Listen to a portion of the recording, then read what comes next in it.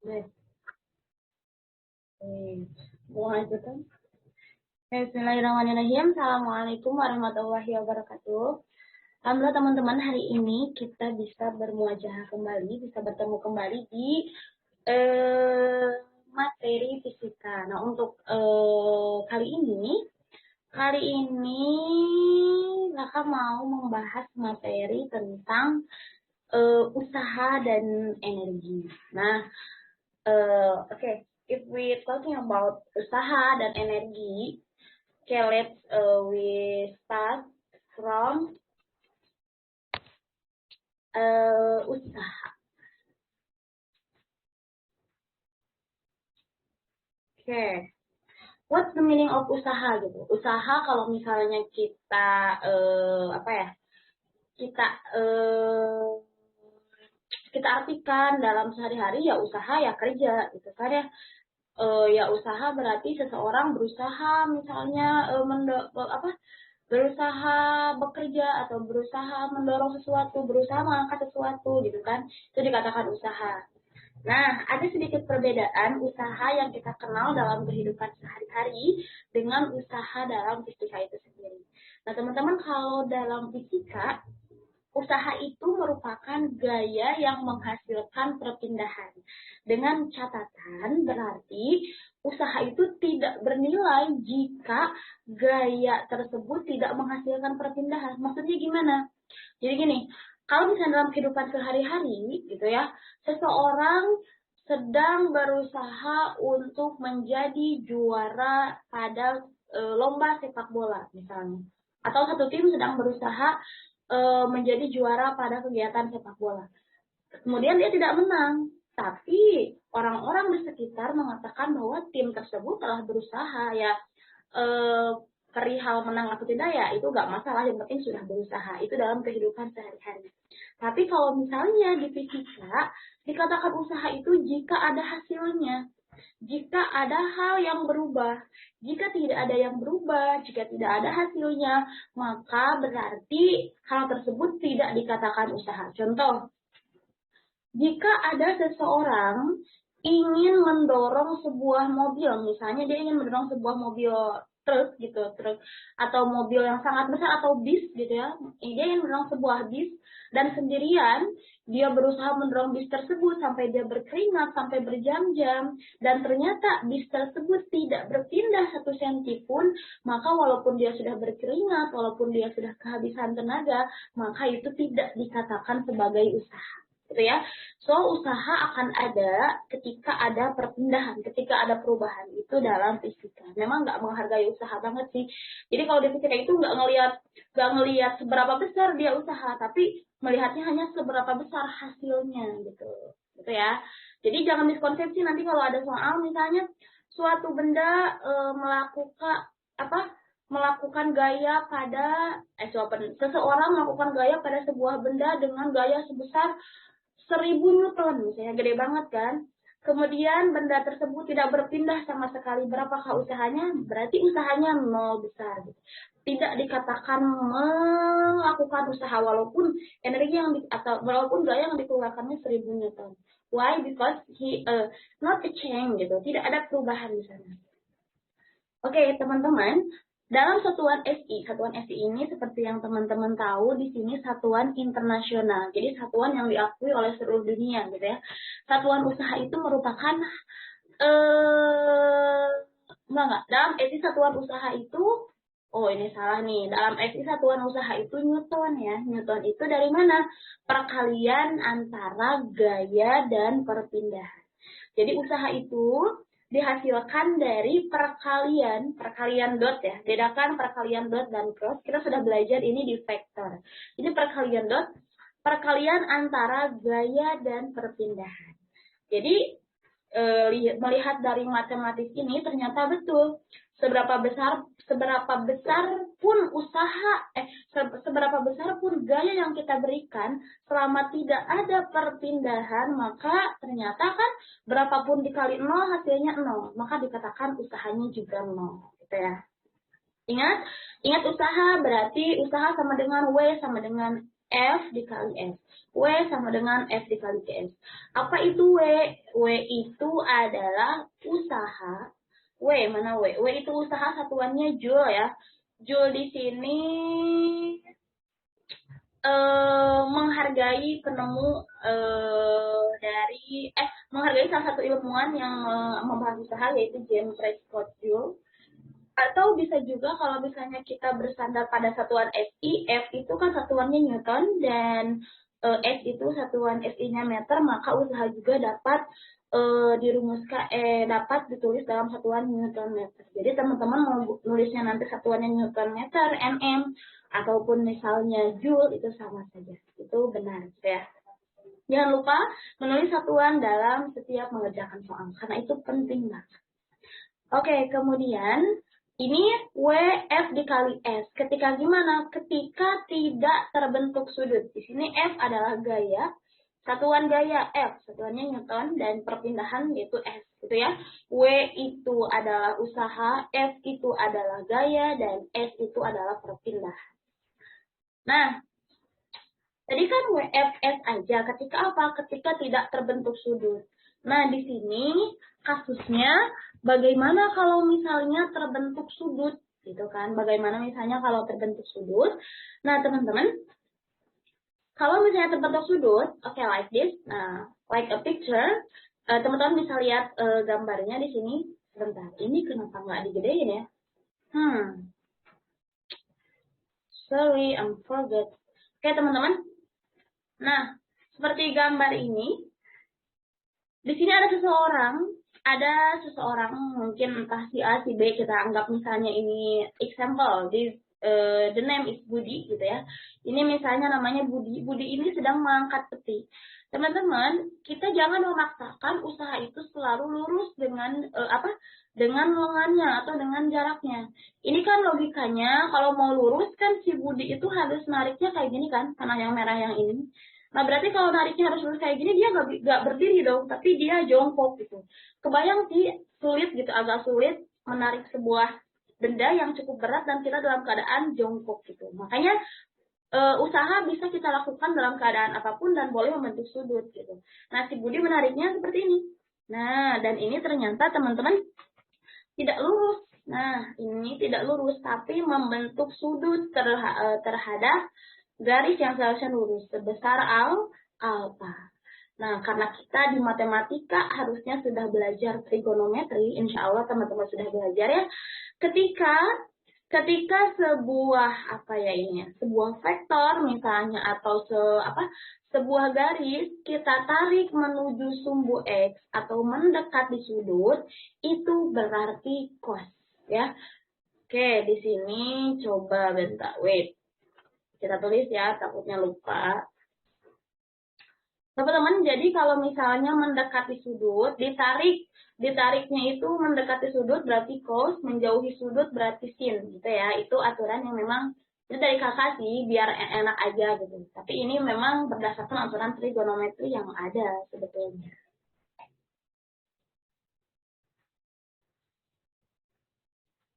Wait, nah. Jadi teman-teman kalau teman-teman lupa dengan trigonometri ataupun misalnya di sekolahnya belum belajar trigonometri, teman-teman bisa nulis seperti ini. Bentar. Nah, di sini kita tulis ya. Jika mendekati sudut, teman-teman bisa tulis di buku masing-masing, itu cos ya. Jadi kita menggunakan cos, cosinus, cos alfa gitu. Kalau misalnya ditarik menjauhi sudut, maka itu berarti sin alfa. Tuh ya, ini berarti di sini ada mukadimahnya nih harusnya nih.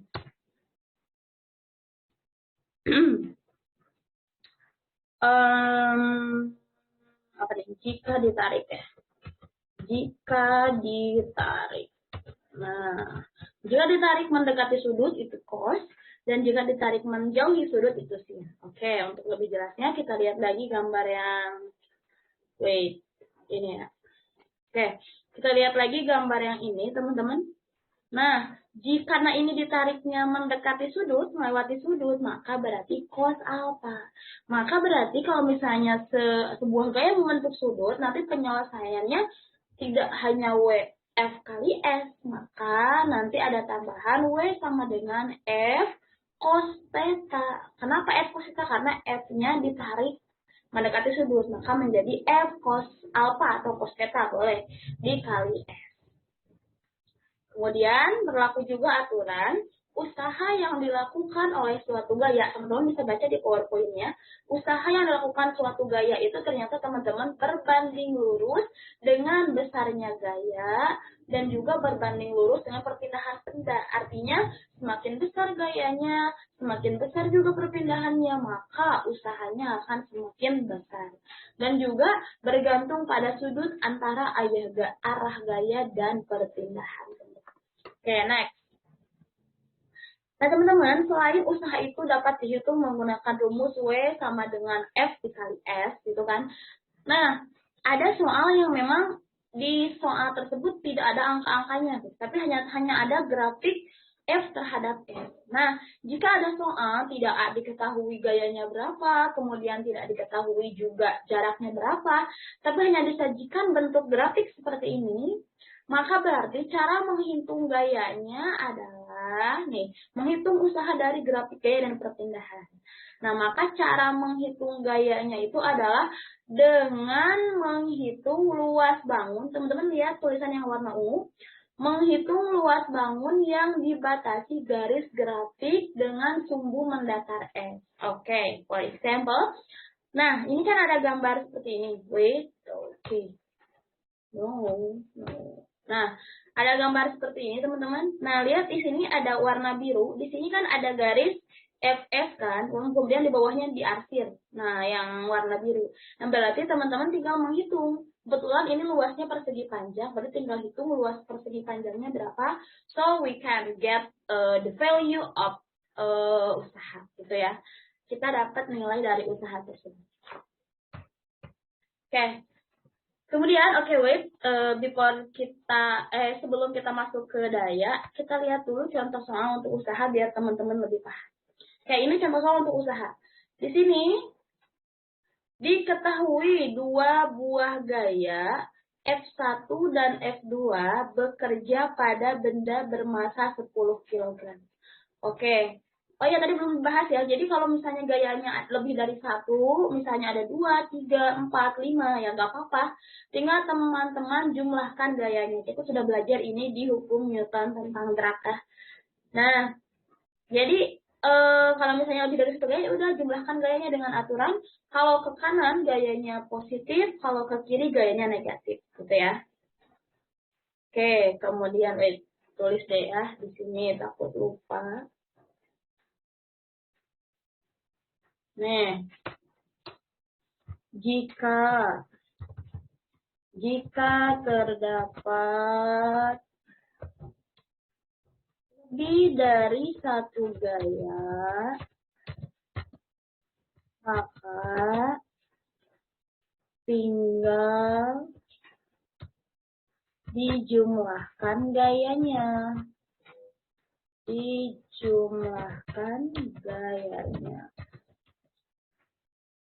Dengan aturan, nah, ini kurang gede ya kayaknya. Kita pakai tulisan Comic Sans, I think, biar lucu. Comic Sans, nice, and then sedot ini kita gedekan saja. I think enough. Oke, dengan aturan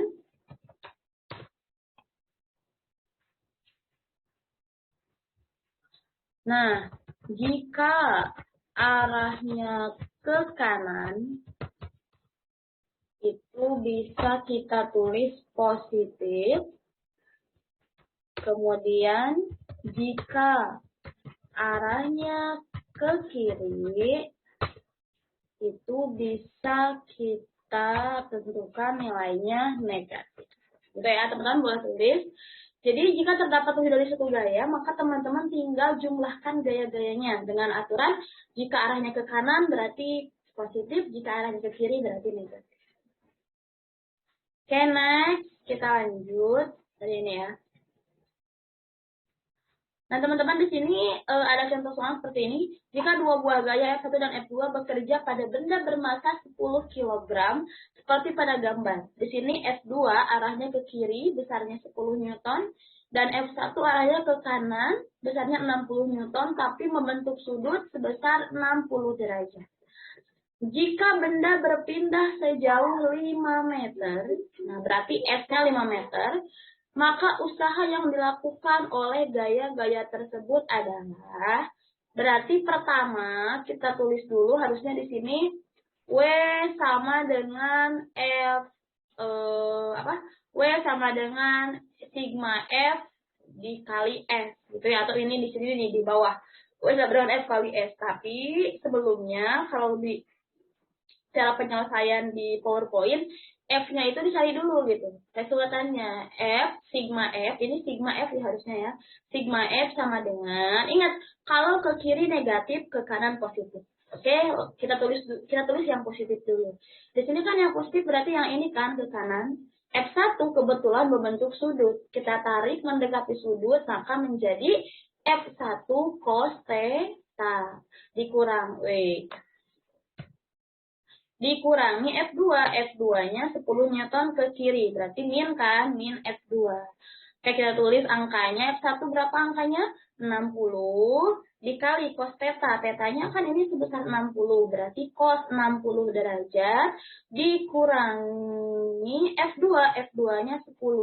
Maka berarti tinggal tulis 60 cos 60 derajat. Di trigonometri kita tahu karena ini sudut istimewa. Cos 60 itu setengah, kemudian dikurangi 10. 60 dikali setengah, 30. 30 dikurangi 10, 20 Newton. So, ternyata teman-teman sigma F-nya itu bernilai 20 Newton. Nah, 20 Newton kan, karena kita udah tahu sigma F-nya tinggal kali S. Tinggal tulis W sama dengan F dikali S. F-nya tadi sigma F-nya 20, S-nya dari soal diketahui 5 meter. 20 kali 5, 100. Apa satuannya? Joule. Atau boleh juga Newton meter. Jadi jawabannya adalah 100 Joule. Ya, oke. Itu untuk usaha. Kemudian untuk setelah usaha ada suatu materi yang berhubungan dengan usaha yaitu daya. Apa sih daya itu? Nah, teman-teman, daya rata-rata. Nah, daya itu bisa kita tulis. Oke, sebelum kita bahas dari segi fisikanya, daya itu kalau misalnya kita ketahui dalam kehidupan sehari, daya itu kekuatan gitu kan. Berapa sih dayanya? Oh, sekian volt, sekian watt gitu. Biasanya sekian watt gitu kan. Nah, teman-teman, daya dalam fisika itu berarti tinggal besarnya usaha dibagi waktu melakukan usaha. Contoh gini. Misalnya si Budi dan si Tono misalnya melakukan usaha dengan besar yang sama, tapi waktu melakukannya beda. Si Budi memindahkan lemari dengan usaha yang sama, dia hanya butuh waktu 5 detik misalnya. Sedangkan Tono dengan usaha yang sama, memindahkan lemari yang sama, dia butuh waktu 10 detik. Nah, karena perbedaan waktunya beda, maka nanti kekuatan si Budi dan si Tono juga beda. Jadi mempengaruhi di sini adalah waktu. So, daya itu adalah daya sama dengan usaha dibagi waktu. Daya itu disimbolkan dengan T kapital, W itu usaha disimbolkan dengan W kapital, dan T itu waktu disimbolkan dengan T ya, tapi bukan T kapital. Gitu ya. P itu daya, satuannya watt. T itu waktu, satuannya sekon, dan W itu usaha, satuannya joule. Nah, teman-teman, satuan daya itu joule per sekon. Why? Because kan W itu joule, T itu sekon. Ya udah, berarti joule per sekon. Jadi sebetulnya kita itu nggak perlu menghafal satuan, teman-teman. Cukup kita hafal satuan-satuan internasional yang di besaran pokok. Setelah itu ya kita bisa nyari satuannya sendiri. Misalnya contoh daya. Daya itu W per T. W itu kan joule ya satuannya. T itu S. Ya udah berarti satuannya joule per second gitu ya. Oke, itu untuk daya. Untuk contoh soalnya ini apa nih?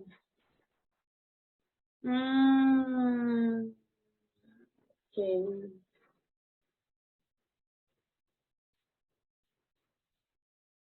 Ini masih latihan soal ya. Ini latihan soalnya boleh teman-teman kerjakan di apa?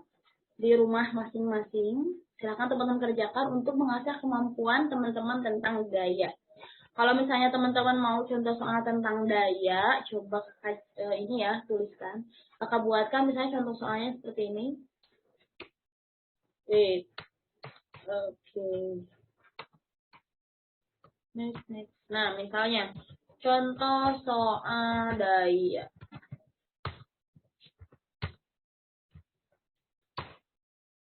Nah, teman-teman misalnya siapa ya? Rani misalnya.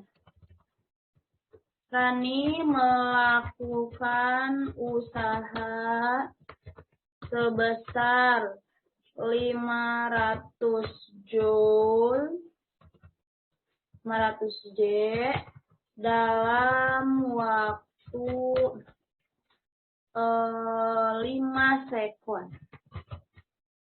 Ditanyakannya misalnya berapakah daya yang dimiliki Rani misalnya.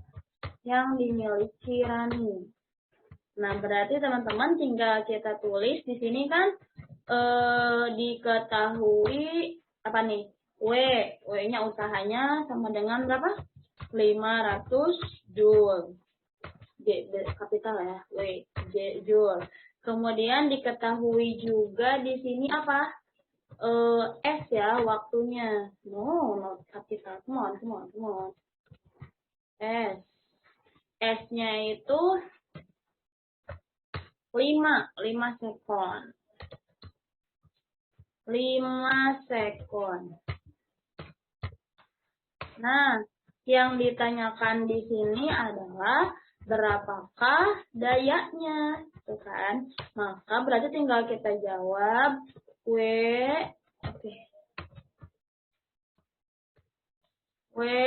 sama dengan W ya? Sorry.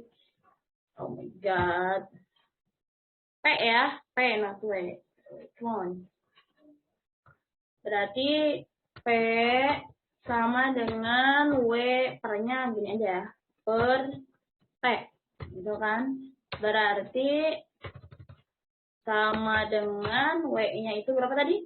500 dibagi T-nya itu 5 sekon. 500 bagi 5 berapa? Oh my god. Terlalu bawah. Itu kasih.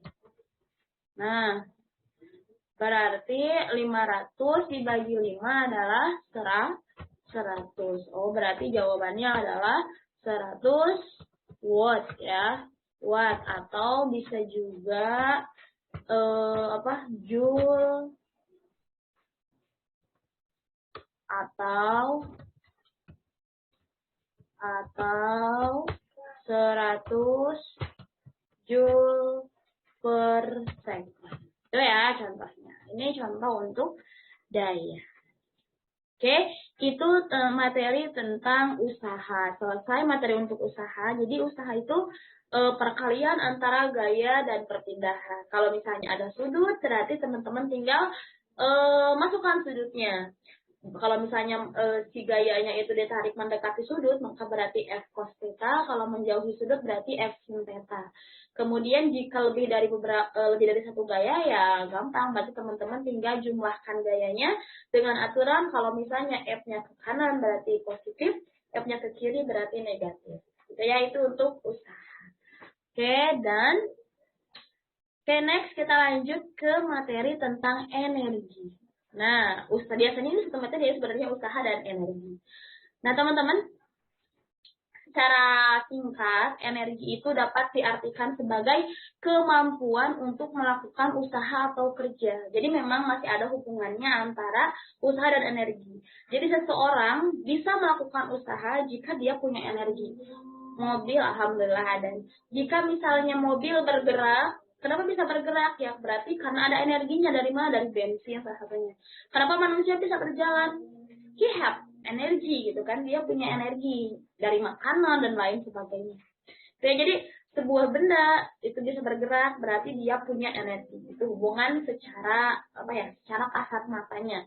Nanti kita bahas hubungannya secara fisika. Nah, teman-teman, banyak sekali bentuk dari energi, bisa energi potensial, energi kinetik, energi pegas, energi bunyi, energi suara, energi gesek, energi apalagi nuklir, energi matahari, dan banyak, and many more, gitu. Banyak banget. Bisa kita sebutkan satu persatu di sini. Tapi yang jelas, teman-teman, setiap energi itu berlaku hukum kekekalan energi. Jadi teman-teman, semenjak Allah Subhanahu wa Ta'ala menciptakan alam semesta ini, gitu, dari awal alam semesta ini diciptakan, dari pertama terjadi teori Big Bang, Allah menciptakan energi sekian. Dan sampai sekarang, bahkan nanti kiamat sekalipun, energi tersebut tidak akan berubah. Tapi energi tersebut hanya apa? Hanya berubah dari bentuk energi satu ke energi lain. Contoh, misalnya listrik, misalnya kayak pembangkit listrik dari energi gerak air bisa menggerakkan dinamo, kemudian menghasilkan energi listrik, bisa menerangi cahaya, atau misalnya dari energi panas, dari energi listrik menjadi energi panas kayak setrika, atau dari energi listrik menjadi energi gerak kayak kipas angin dan lain sebagainya. Yang jelas energi tersebut tidak hilang, hanya saja berpindah bentuknya dari energi satu ke energi lain. Banyak kan? Bisa dari energi listrik ke energi panas, energi listrik ke energi suara, energi listrik ke energi gerak, dan lain-lain. Kemudian teman-teman, satuan energi juga joule. Ternyata sama ya. Ternyata satuan usaha dan energi itu sama, yaitu joule ya. Joule. Kemudian,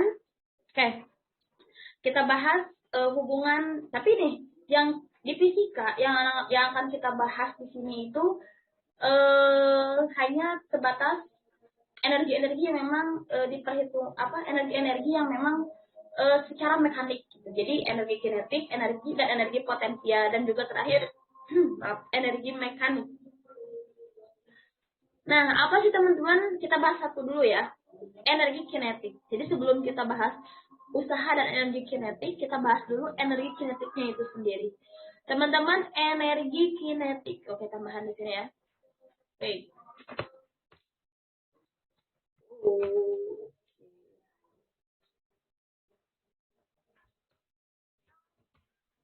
Energi kinetik itu, teman-teman, energi yang ada, yang terbentuk, bisa kita artikan energi yang terbentuk ketika suatu benda bergerak. Jadi ketika benda bergerak, pasti benda tersebut memiliki energi. Apa energi ketika benda tersebut bergerak? Yaitu energi kinetik. Nah, apa hubungan? Oh ya, berarti energi kinetik itu teman-teman dipengaruhi oleh Eka. Eka itu secara matematis dapat dirumuskan dari 1/2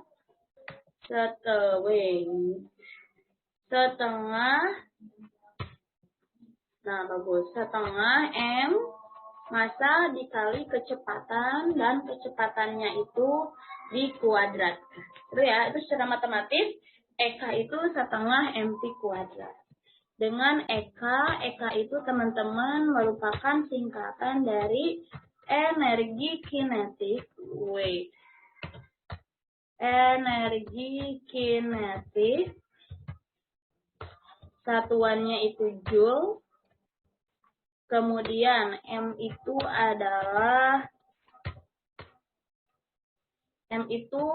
merupakan simbol untuk massa, mass gitu ya. Satuan internasional untuk massa itu adalah kilogram.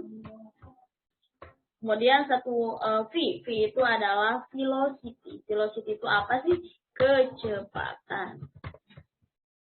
kecepatan itu satuannya adalah meter per second. Kenapa? Karena kecepatan itu jarak dibagi waktu. Meter per second. Itu untuk energi kinetik. Nah, apa sih hubungannya energi kinetik dan juga usaha? Nah, kita masuk lagi ke PowerPoint-nya. Teman-teman, ternyata hubungan energi kinetik dan usaha itu usaha W merupakan perubahan dari energi kinetik atau W sama dengan delta EK. Berarti perubahan energi kinetik di sini berarti ya K2 dikurangi K1 atau energi kinetik 2 dikurangi energi kinetik 1 gitu ya. Berarti ya setengah MP2 kuadrat dikurangi setengah MP1 kuadrat.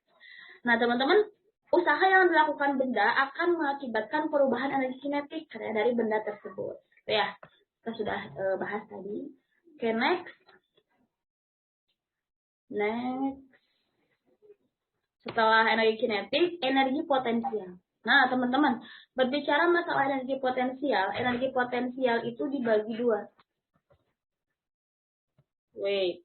Energi potensial.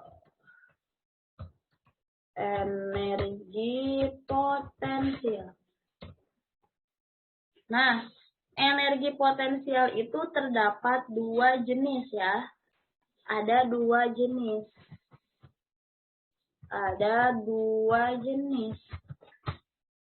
Apa aja?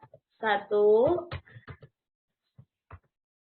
energi potensial gravitasi dan energi potensial pegas. Nah, kita bahas satu persatu apa itu energi potensial gravitasi dan energi potensial pegas. Oke, kita lihat dulu nih. Yang pertama dibahas apa di sini? Oh, energi potensial pegas. Siap. Nah, teman-teman, kita bahas ya. Untuk energi potensial gravitasi, itu energi yang terbentuk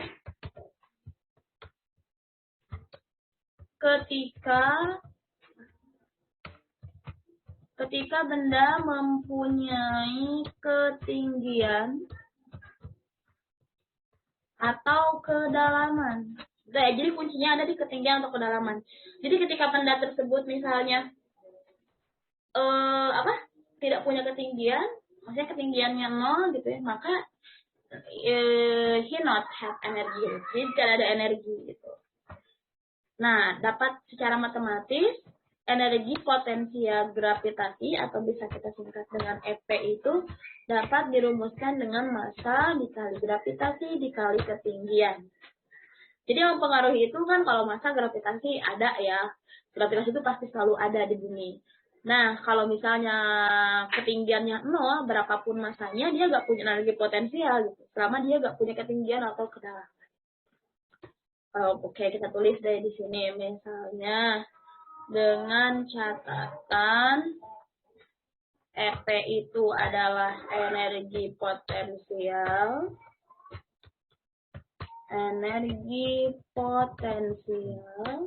Kemudian, satuannya ini joule ya.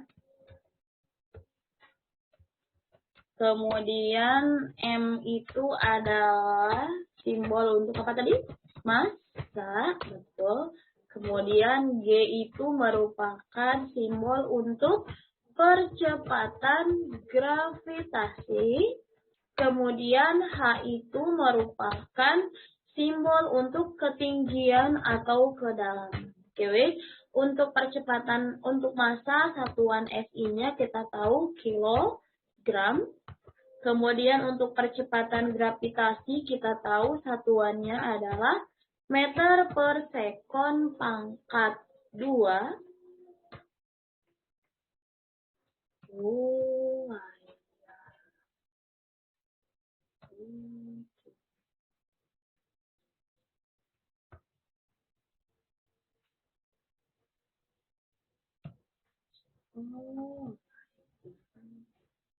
Jadi tadi kita nulisnya ternyata pakai ini ya. Pakai apa itu? Pakai uppercase. Nah, pantasan kecil. Kita ubah. Nah, ini.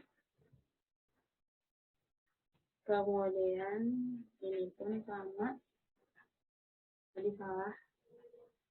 Oke. Ini satuannya berarti meter per sekon kuadrat. Dan ketinggian juga satuannya itu sama dengan jarak kerja meter. Terus apa sih hubungannya usaha dan energi potensial?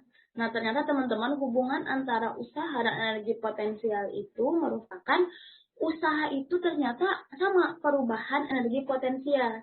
Kalau tadi kan hubungan usaha dan energi kinetik, usaha merupakan perubahan energi kinetik. Maka kalau misalnya hubungannya dengan energi potensial, usaha merupakan perubahan energi potensial.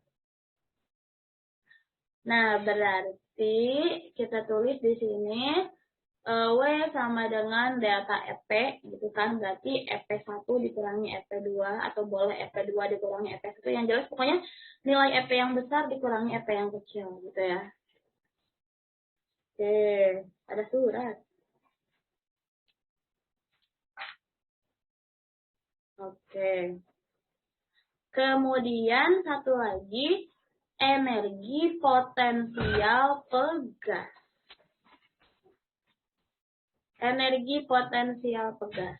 Nah, apa sih energi potensial pegas itu? Nah, teman-teman, energi potensial pegas itu adalah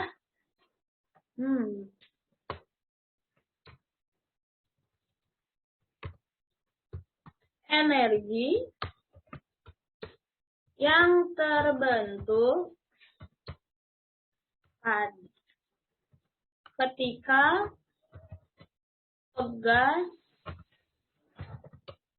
ketika pegas mengalami perubahan panjang.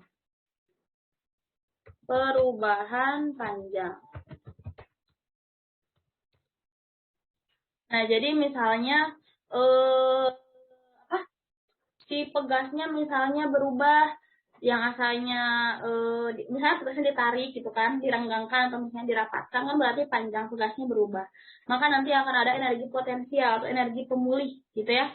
Jadi kan kalau misalnya pegas direnggangkan, ketika kita lepaskan, si pegas tersebut akan kembali ke bentuk semula. Nah, untuk kembali ke bentuk semula, dia itu perlu energi. Nah, namanya energi potensial pegas. Nah, untuk energi potensial pegas itu bisa kita rumuskan EP-nya itu adalah 1/2 setengah kx kuadrat. Itu ya, setengah kx kuadrat. Dengan EP itu energi potensial, K itu apa sih? K itu konstanta pegas. Kenapa harus ada konstanta pegas? Nah, teman-teman, karena setiap pegas itu punya keelastisitasan masing-masing. Tentu teman-teman juga mengetahui bahwa beda pegas di spring bed gitu kan, pegas di kasus spring bed dengan pegas di motor atau kita bilang sebreker gitu kan. Nah, teman-teman kebayang kalau misalnya pegas di motor itu sama kayak pegas spring bed gitu. Gimana kalau misalnya ada tanggulan gitu kan? Kebayang kita terpentalnya agak jauh gitu. Jadi ketika kita balik lagi si motor udah jauh gitu. Makanya setiap pegas tuh punya tingkat elastisitas masing-masing berbeda. Nah, itu nanti berarti konstantanya juga beda-beda. Makanya ada yang namanya konstanta pegas. X itu merupakan perubahan panjang pegas. Untuk konstanta pegas itu konstantanya nggak ada satuannya, teman-teman. Kalau X, karena ini perubahan panjang, so berarti satuannya adalah meter. Oke.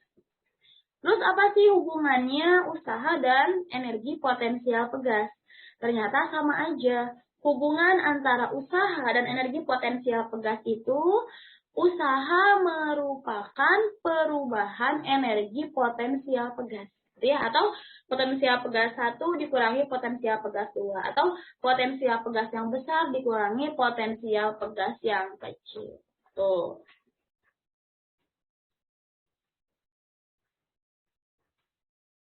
Oke. Kemudian di apa? Di energi juga ada yang namanya terselip gaya konservatif dan gaya non konservatif. Apa sih bedanya gaya konservatif dan gaya non konservatif? Nah, teman-teman, untuk gaya non konservatif dulu. Untuk gaya non konservatif itu bergantung pada lintasan yang diambil. Terjadi ketika gerak sistem memiliki gaya hambat. Contohnya gerak benda pada lantai kasar. Jadi, ciri khas gaya konservatif itu dia itu ada hambatan ketika bergerak. Contoh, kita mendorong lemari di lantai licin dan di tanah yang memang notabene-nya kasar gitu. Tentu kita akan lebih mudah mendorong lemari ya di lantai keramik gitu ya, yang agak licin dibandingkan dengan tanah yang bergerigi. Nah, berarti kalau misalnya ada gaya hambat dari tanah, itu namanya gaya konservatif. Karena kenapa? Karena ada gaya yang menghambat. Gaya apa? Gaya gesek. Nah, kalau misalnya gaya non-konservatif itu kebalikannya. Jadi nggak ada sama sekali gaya yang menghambat. Gitu ya. Contohnya itu gerak pada lantai licin. Nah, teman-teman, kemudian ada yang namanya hukum kekekalan energi mekanis. Jadi, karena energi itu kekal, maka ternyata berlaku juga hukum kekekalan energi mekanis. Nah, sebelum kita membahas hukum kekekalan energi mekanik, kita harus tahu dulu nih, apa sih energi mekanik itu, gitu kan? Nah, teman-teman, energi mekanik itu merupakan penjumlahan antara energi kinetik dan energi potensial, gitu ya. Atau secara matematis bisa kita tulis dengan EM sama dengan EP ditambah EK. Nah, EM itu berarti energi mekanik, EP itu energi potensial, dan EK itu energi kinetik. Jadi apa sih hubungannya potensial dan kinetik? Kita contohkan seperti ini. Kita punya sebuah pohon kelapa yang udah ada buahnya, yang udah ada kelapanya. Ketika buah kelapa tersebut tergantung di pohonnya, berarti dia punya ketinggian tertentu di atas permukaan tanah. Apakah dia punya energi, teman-teman? Jawabannya punya. Kenapa? Karena dia punya ketinggian tertentu dari permukaan tanah gitu. Makanya dia punya energi potensial. Dan itu, teman-teman, energi potensialnya maksimum. Kenapa? Karena ketinggiannya maksimum di sana. Kemudian suatu waktu si kelapa tersebut misalnya dipipisi oleh apa sih namanya tuh? Tupai. Nah, kalau biasanya kalau dipipisi tupai, si kelapa itu akan jatuh, si kelapa tersebut gitu, nggak kuat menahan beban lagi, dia jatuh. Nah, teman-teman, ketika kelapa tersebut jatuh, kemudian misalnya kita pakai kamera dan si kelapa tersebut misalnya berhenti di tengah-tengah, belum sampai tanah, enggak juga di atas seperti awal, tapi di tengah-tengah. Nah, teman-teman, dia punya dua energi. Pertama, dia punya energi potensial, tapi energi potensialnya sudah berkurang. Kenapa? Karena ketinggiannya berkurang dari ketinggian awal. Maka ketika EP sama dengan M dikali G dikali H, H-nya kan udah lebih kecil tuh.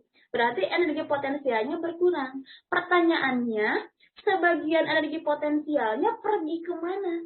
Kan berlaku hukum kekekalan energi. Nah, ternyata sebagian energi potensialnya diubah menjadi energi kinetik. Kenapa? Karena si kelapa tersebut sekarang melakukan pergerakan. Kalau misalnya melakukan pergerakan, berarti dia punya kecepatan. Kalau misalnya punya kecepatan, berarti dia punya energi kinetik. Gitu kan? Nah, berarti energi potensialnya berkurang, tapi ada tambahan, yaitu energi kinetik. Pada kasus ketiga, misalnya si kelapa tersebut sudah mau sampai di permukaan tanah. Nah, itu jadi hampir dianggap ketinggiannya udah nggak ada gitu. Maka energi potensialnya bisa dianggap nol. Dan energi kinetiknya itu besar. Kenapa? Karena semua energi potensial pindah ke energi kinetik. Karena kecepatannya semakin cepat. Gitu ya. Itu yang dinamakan hukum kekekalan energi mekanik. Maka ternyata, teman-teman, energi mekanik atau penjumlahan energi potensial dan energi kinetik di titik yang pertama sebelum kelapa jatuh, di pertengahan setelah kelapa jatuh, dan sampai kelapa tersebut jatuh ke tanah, energi mekaniknya sama. Yang terjadi apa? Hanya terjadi perubahan nilai energi potensial dan juga energi kinetik. Gitu ya. Nah, oke, untuk lebih paham, terakhir kita punya contoh soal untuk energi mekanik ini, karena memang yang sering keluar itu contoh soal energi mekanik ya. Oke. Dari bagian atas tepi sebuah meja setinggi 2 meter. Oke, teman-teman, di sini ada meja setinggi 2 meter, benda bermasa 1 kilogram. Nah, yang ini didorong hingga bergerak dengan kecepatan awal V0-nya 4 meter per sekon. Lintasan gerak benda membentuk setengah gerak parabola seperti gambar. Berapakah besar energi mekanik yang dimiliki benda saat ketinggian 0,5 meter di atas permukaan lantai? Nah, untuk penyelesaiannya, teman-teman, berdasarkan materi yang telah kita pelajari tentang hukum kekekalan energi mekanik, maka energi mekanik di titik ini, ya teman-teman lihat gambar, pasti sama dengan energi mekanik di titik ini. Energi mekanik di titik ini sama dengan titik ini. Jadi kita boleh menggunakan energi mekanik yang mana aja. Karena kan nilainya sama. Yang jelas yang diketahui angkanya gitu kan. Nah, teman-teman, karena yang diketahui itu adalah energi mekanik di titik 1 ketika di sini. Kenapa? Karena kan di sini energi potensialnya bisa kita ketahui karena apa? M-nya ada, G-nya ada, H-nya ada, M-nya apa? M-nya 1 kilo, G-nya 10 meter per sekon. Karena itu percepatan gravitasi kita harus tahu. Kemudian H-nya 2 meter. Kemudian energi kinetiknya juga kita tahu, setengah M. M-nya berarti 1 kilo, V-nya itu ini kan kecepatan awalnya 4 meter per sekon. Jadi kita tahu gitu ya M-nya berapa. Kalau misalnya di titik kedua, M2 itu kita nggak tahu kecepatan ketika di sini berapa.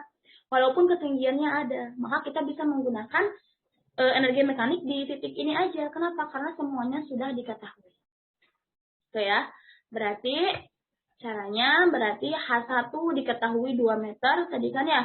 M-nya itu 1 kilogram, kecepatan awalnya 4 meter per sekon atau kecepatan di titik 1, dan H2-nya ketinggian titik 2-nya 0,5 meter, ditanyakan M2. Di sini berdasarkan hukum kekekalan energi mekanik, EM2 sama dengan EM1. EM2 itu adalah EP1 ditambah EK1 berarti. EP1 itu yang mana? Di titik ini ya. M-nya berarti tadi 1 kilogram, G-nya 10 meter per sekon, H-nya 2 ya, di titik pertama itu 2 meter, ditambah EK1-nya setengah, M-nya 1, V0-nya 4 kuadrat, maka berarti ini 1 kali 10, 10, 10 kali 2, 20, ditambah setengah, 4 kali 4, 16, 16 dibagi setengah, 8, 8 kali 1, 8, maka 20 tambah 8, 28. Aduh, capek banget teman-teman.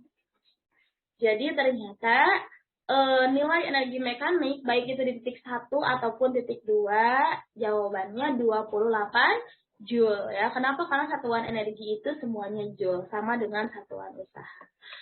Oke teman-teman, finish akhirnya dan selesai materi kita tentang usaha dan energi. Insya Allah kita ketemu di pertemuan selanjutnya dengan bahasan yang baru, dengan materi yang baru. Semoga apa yang telah kita pelajari hari ini bisa bermanfaat buat kakak khususnya, buat teman-teman umumnya.